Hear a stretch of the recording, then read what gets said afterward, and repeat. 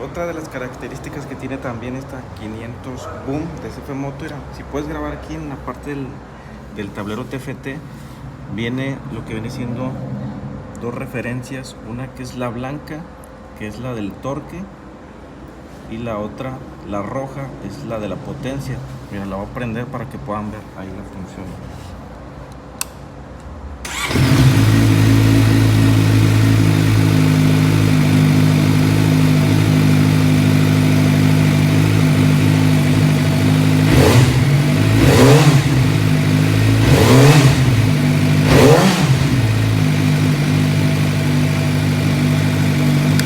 También viene aquí lo que viene siendo el de las revoluciones, que esta motocicleta revoluciona muy alto, tiene hasta las 16.000 revoluciones. Aquí marca también lo que viene siendo el neutro, la temperatura, lo de la gasolina, también marca lo que viene siendo